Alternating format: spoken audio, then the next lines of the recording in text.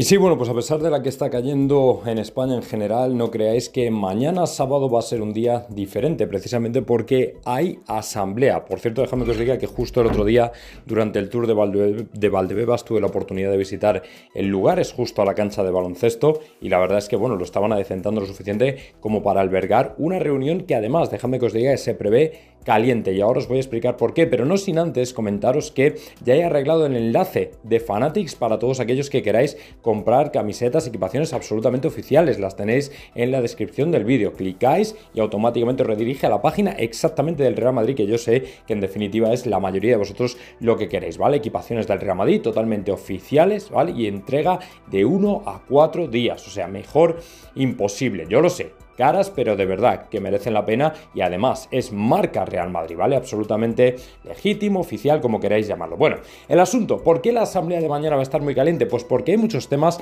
a tratar. Daos cuenta que el Real Madrid, ahora mismo en casi la cabeza de la clasificación, con el permiso por supuesto del Girona, primero de grupo clasificado en la Champions, con una solvencia económica absolutamente brutal.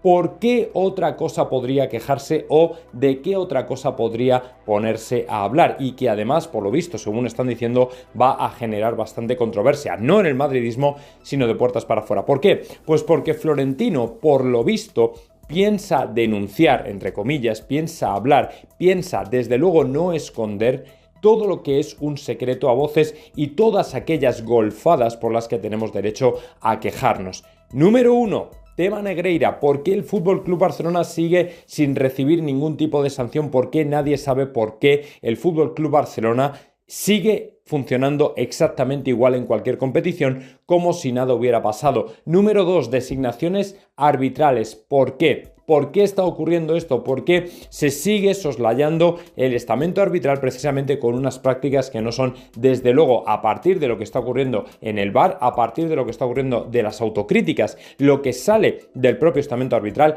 no se entiende y no se comprende? Y luego, por supuesto, a un nivel ya más europeo, el tema de la Superliga. Con la sentencia en el horizonte, con la sentencia a la vista, desde luego es un tema a tratar, teniendo en cuenta que será punto y aparte en el planeta fútbol. Y dejadme que incluya un posible número o punto 4, que es la relación con el PSG, especialmente lo que nos vincula a Kylian Mbappé.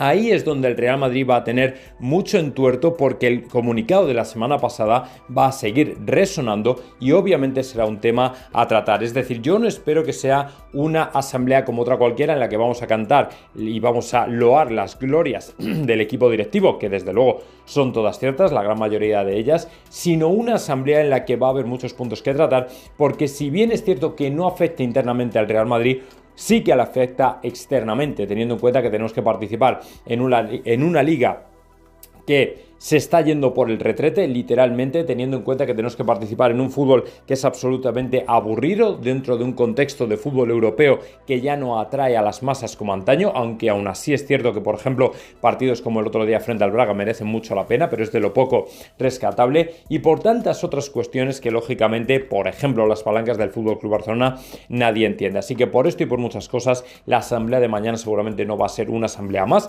va a ser una asamblea caliente. Yo espero que efectivamente Florentino se lo tenga bien todo preparado para denunciar todo lo que en mi opinión son auténticas golfadas, y como en aquella legendaria asamblea ya, quizá haya que recordarle a la gente que somos el Real Madrid. Antes de meterme en materia, antes de meterme con nombres propios, antes de saber y conocer y compartir con vosotros todo lo que aconteció ayer en cuanto a nombres propios, sobre todo de jugadores, que hubo bastante, dejadme que os dé una buena noticia de uno que ya es jugador nuestro y que ha pegado un giro radical a los plazos de recuperación, que es ni más ni menos que Militao. Se le esperaba para febrero, se le esperaba para finales de enero, hasta que al final ha puesto el listón en volver a la hierba en diciembre. Un auténtico crack, por supuesto, con la inestimable colaboración de Antonio Pintus, que seguramente habrá estado supervisando su progresión y habrá estado tomando parte activa en lo que ha sido la recuperación del jugador. Sí, efectivamente, tiene previsto volver a la hierba de Valdebebas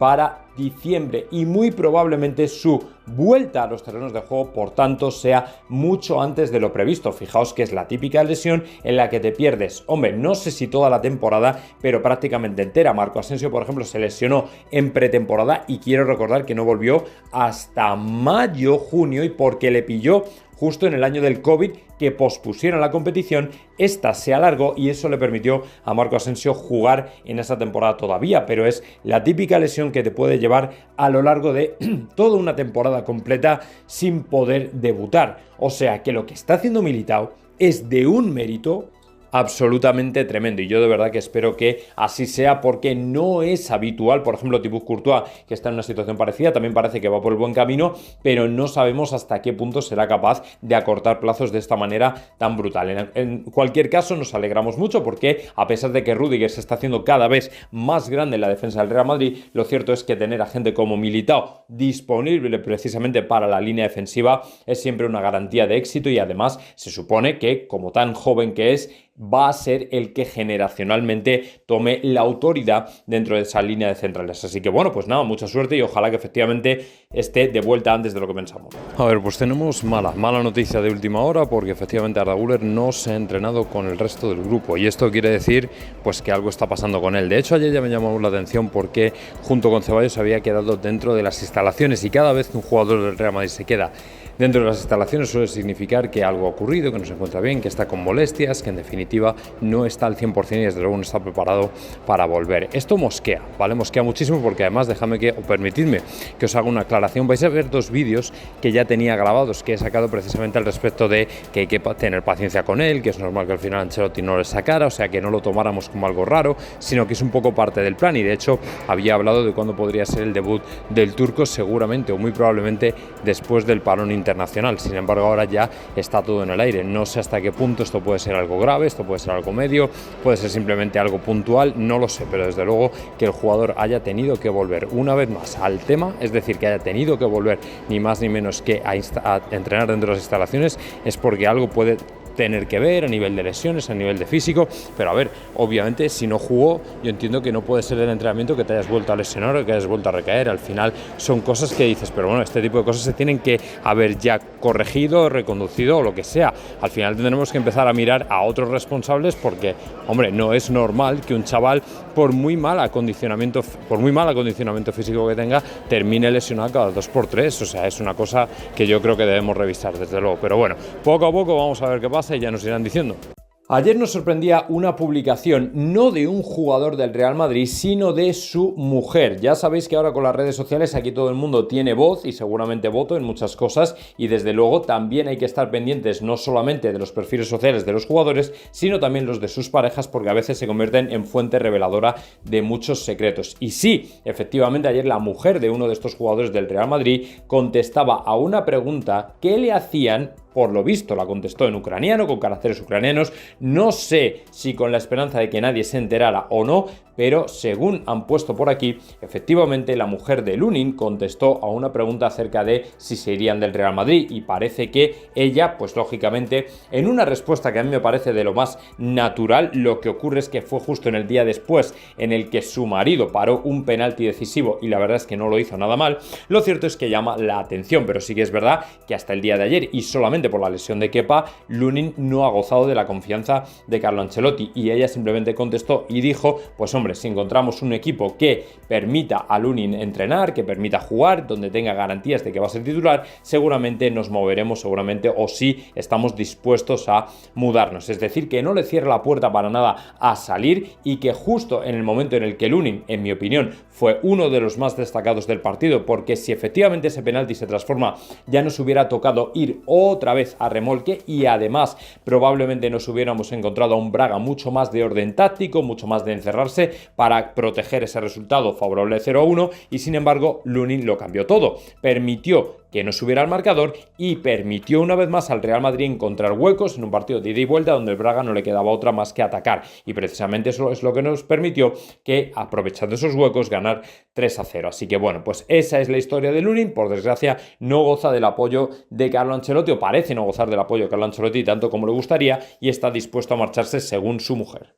Ayer prácticamente a última hora salió un comentario, salió una noticia, se extendió, de hecho me parece que fue en el programa de Rubén Martín, donde Carpio, otro de los artífices de No voy a decir el bulo Mbappé de este verano, porque seguramente si lo comentaba sí que tenía algo de materia y de sentido para hacerlo, porque Carpio es de los 3-4 periodistas que trata directamente con Florentino Pérez, ¿vale? O sea, eso tenedlo claro, y le conoce, y conoce a la directiva, y lógicamente tiene buena relación con él, en tanto en cuanto, bueno, pues es una persona que trata de mantenerse un poco al margen, digamos, de lo más controvertido en cuanto a la figura del presidente, y yo creo que todavía le pueden pasar cierta información. Pero sí que es verdad que luego hay que diferenciar información de opinión, es decir, una cosa es lo que les llega y otra es la opinión que ellos tengan a veces, que no siempre concuerda. ¿Por qué? Pues porque ellos son los primeros que son conscientes, los periodistas, de que la directiva del Real Madrid o cualquier otro, ¿vale?, les puede estar ni más ni menos que colando una bombita que el Real Madrid quiere que se transmita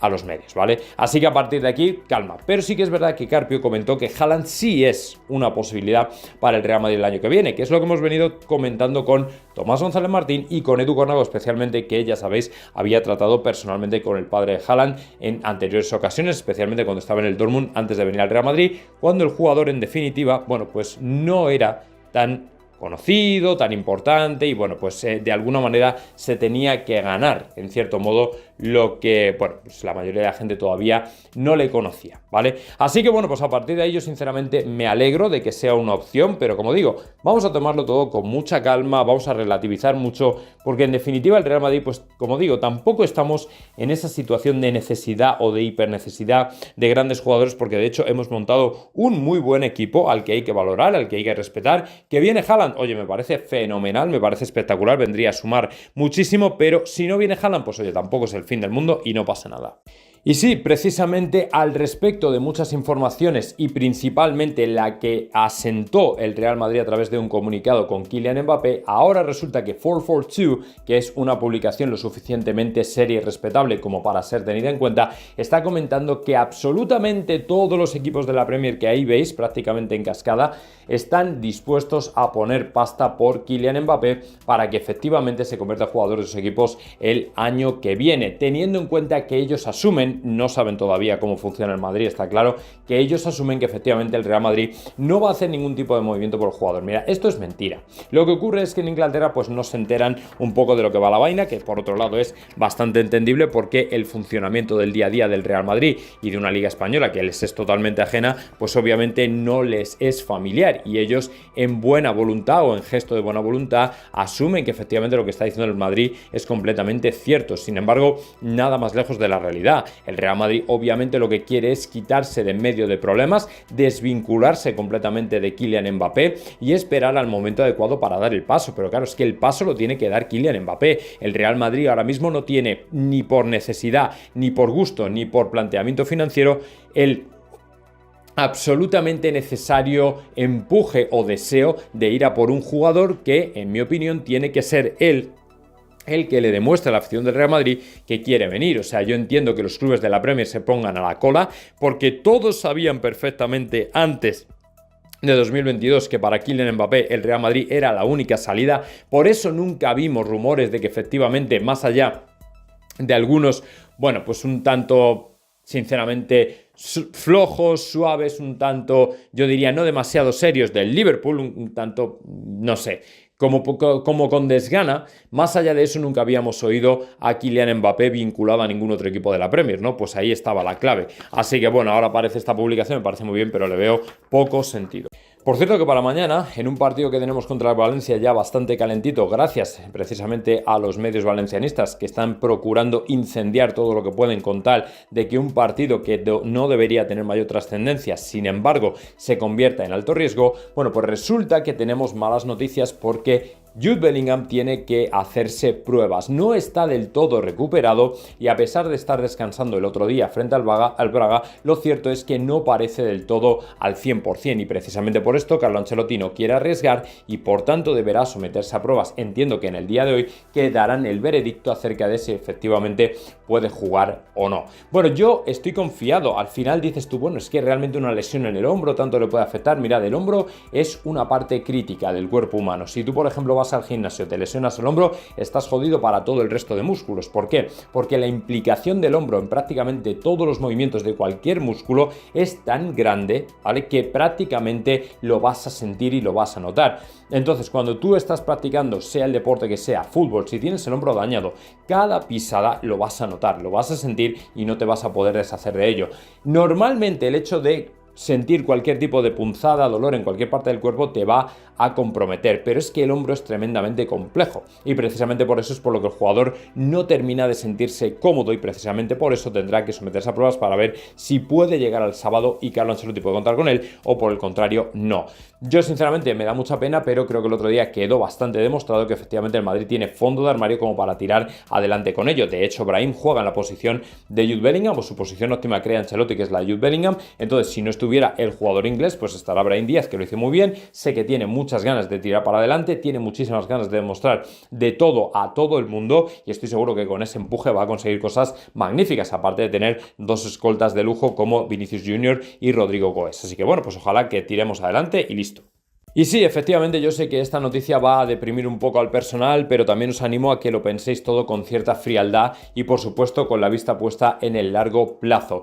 Arda Güler no hará su aparición ya antes de este parón internacional, tercero y, gracias a Dios, último que se nos viene en este año 2023 y tendremos que esperar al retorno para poder verle efectivamente enfundarse en la camiseta otra vez del equipo blanco para por fin, esta vez sí, debutar con el equipo. Estoy seguro de que lo va a hacer increíble, pero hasta entonces no podremos verle, ¿vale? Y esto es algo que todo el madridismo tiene que tener en cuenta. Teníamos un montón de hype con el hecho de que debutara, pero Ancelotti no lo consideró oportuno. A ver, aquí sigue habiendo opiniones. Él se escudó en la razón médica para no darle ni siquiera 5 minutos. A ver, es relativo. Evidentemente un jugador se pone en riesgo a sí mismo si, por ejemplo, el resultado es muy justo o no es el esperado y automáticamente lo sacas. Efectivamente, al ritmo que se va a jugar en un partido que se te ha puesto en contra, pues obviamente puede arriesgar a muchos de tus jugadores o comprometer su estado de forma físico. Pero claro, cuando vas con 3-0, que prácticamente ya es una balsa de aceite, sacar 5 o 10 minutos a un jugador creo que no hubiera costado nada y no hubiera comprometido su salud en absoluto. Con que Ancelotti le hubiera dado algunas indicaciones acerca de, oye,